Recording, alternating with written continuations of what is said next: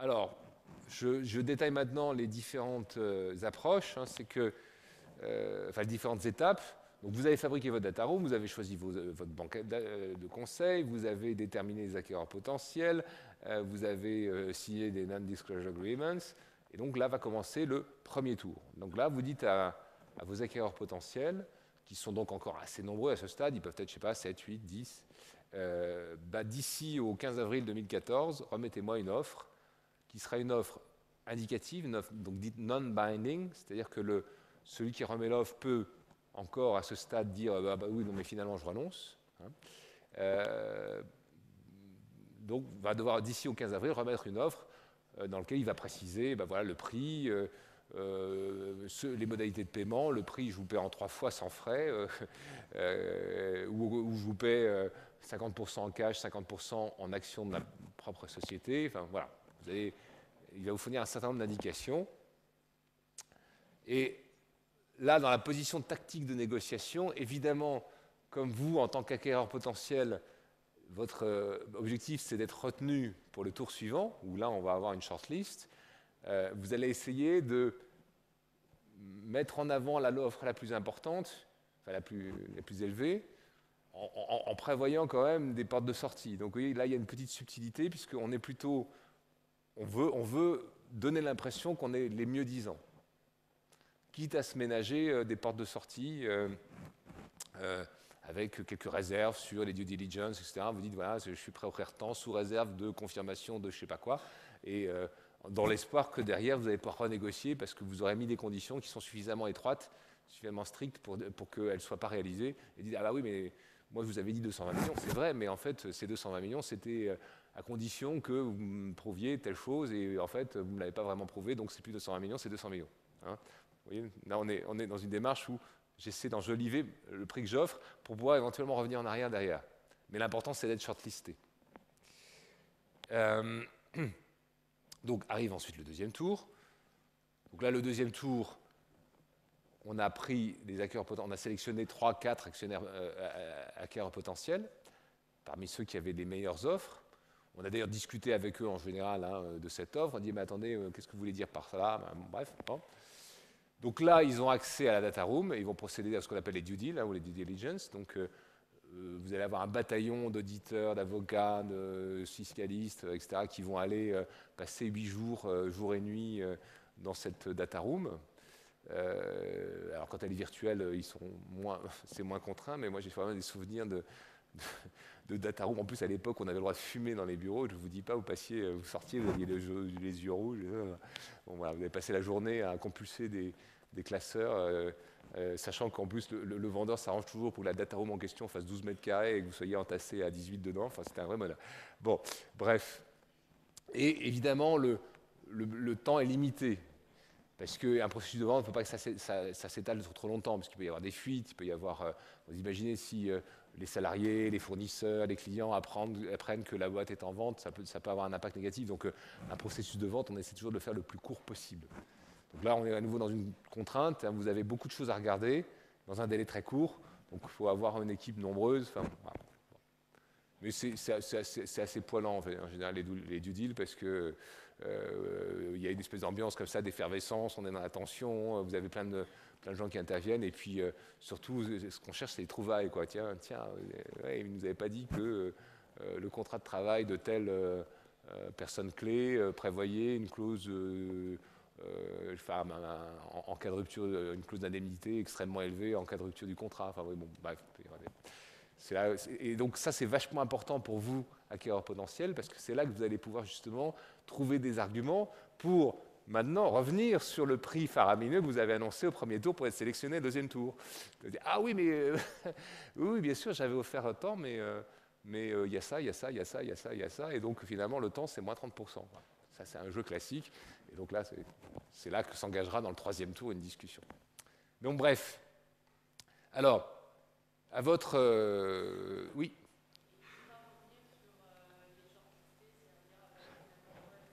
Oui, alors, non, alors bon, tout ça se fait quand même dans certaines limites. Hein, c'est-à-dire que le jeu que je décris, là, je force un petit peu le trait, évidemment, quand je vous le raconte, mais on s'arrange quand même pour que... c'est pas grossièrement, vous n'allez pas proposer, enfin, finalement arriver avec le prix à moitié de ce que vous avez proposé initialement. C'est des ajustements aux alentours de plus ou moins 10%, enfin plutôt moins 10%. Mais ça n'arrive non, normalement, tout ça est protocolé, c'est-à-dire que les shortlistés, ils restent shortlistés et ceux qui ont été sortis restent sortis. Mais cela dit, dans la phase finale, j'en dirai un mot après, dans la phase finale, il arrive que on rentre dans une négociation exclusive avec une partie et qu'on tienne le deuxième mieux disant au chaud, au cas où. Voilà, au cas où la négociation finalement n'aboutirait pas. Oui. Il y avait une autre question? Non? Bon.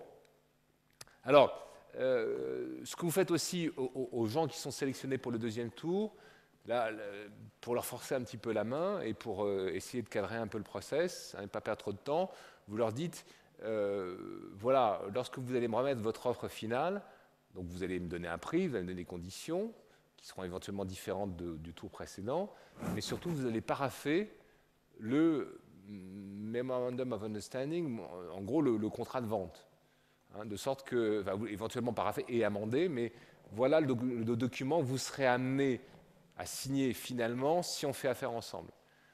L'avantage étant que là aussi, ça vous évite de partir dans tous les sens et ça vous permet de savoir si votre acquéreur potentiel remet en cause chacun des articles et chacun des alinéas du contrat que vous proposez ou si il est relativement raisonnable à ce stade.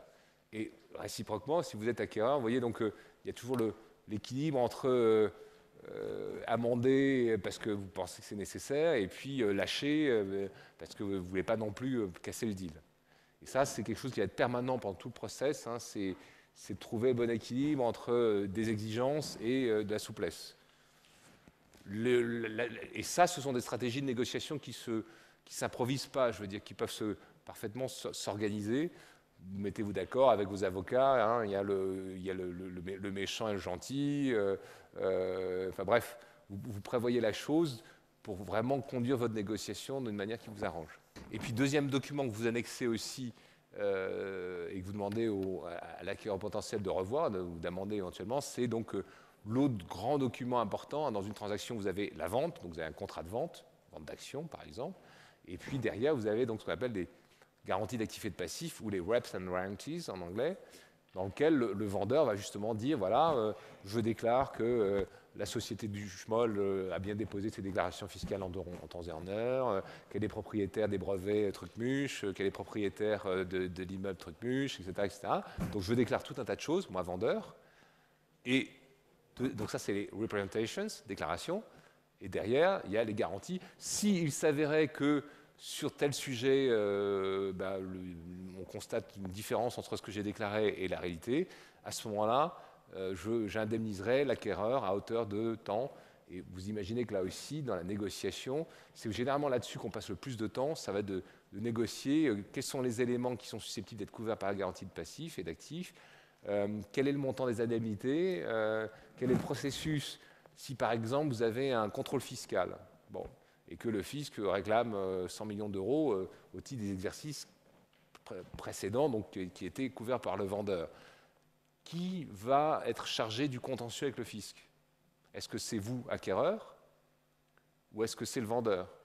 Sachant que le vendeur va dire, mais moi, c'est moi, parce que finalement, au final, si le redressement de 100 millions est confirmé, c'est moi qui vais devoir les payer, puisque je vous ai garanti sur ce risque-là. Donc je prends le leadership, et vous, vendeur, acquéreur, pardon, vous pouvez être intéressé à avoir au contraire la main sur le truc, parce que finalement, vous préférez transiger et régler l'affaire rapidement plutôt que d'attendre, je sais pas, d'un pourvoi en cour administrative d'appel ou au Conseil d'État ou en cour d'appel et en cour de cassation sur la nature du délit. Donc vous voyez, il y a plein d'éléments comme ça qui vont intervenir dans la garantie d'actifs et de passifs. Vous allez demander aussi des garanties, parce que si le vendeur vous couvre à hauteur de 100 millions sur les choses qui pourraient surgir à l'avenir, vous allez dire, si c'est une très grande entreprise, très solvable, vous dites, OK, les 100 millions, la garantie de 100 millions, je la prends, mais si c'est une plus petite entreprise, qui est vendeuse, hein, ou un fonds, vous allez demander à ce que les 100 millions soient garantis. Donc soit vous allez demander à ce qu'une banque se porte caution du vendeur à hauteur des montants garantis, Première chose, donc ça serait une GAPD, une garantie à première demande, c'est-à-dire que si le vendeur ne s'exécute pas, vous allez voir la banque et vous dites, ben voilà, là j'ai un damage, comme un litige de 10 millions, envoyez le pognon, sachant que la banque elle-même à ce moment-là se retourner contre le vendeur, voilà. Soit vous demandez à ce qu'on séquestre une partie de ces sommes. Dans ce cas, autrement dit, une partie du prix, hein, vous avez, vous en tant qu'acquéreur, payé un prix, vous dites, ben voilà, 10% du prix vont être mis sur un compte séquestre, qui ne sera libéré que dans 3 ans lorsqu'on aura épuisé les possibles recours en garantie. Donc, vous voyez toutes les subtilités. Et là, on a vraiment du droit, de la tactique de négociation. Enfin bon, c'est généralement des phases où on s'amuse bien, mais avec toujours, je vous dis, cet équilibre compliqué. On est sur la ligne de crête entre j'ai suffisamment d'exigences pour ne pas m'exposer à des risques trop importants, mais pas trop non plus, parce qu'il arrive un moment où le vendeur peut dire, bah, écoutez, bon là, ok, c'est trop compliqué, j'en ai marre de discuter avec vous, vos avocats m'en... Et donc on arrête là. Et ça m'est arrivé, moi je me souviens une fois d'être dans une négo et d'avoir le vendeur qui me dit, bon, est-ce qu'on pourrait se voir 5 minutes à côté, qui me dit, voilà, écoutez, je ne supporte plus votre conseil, donc un avocat parisien assez prestigieux, il me dit, je peux plus supporter, donc soit il sort, soit on arrête. Bon, les due deals, hein, je passerai rapidement là-dessus.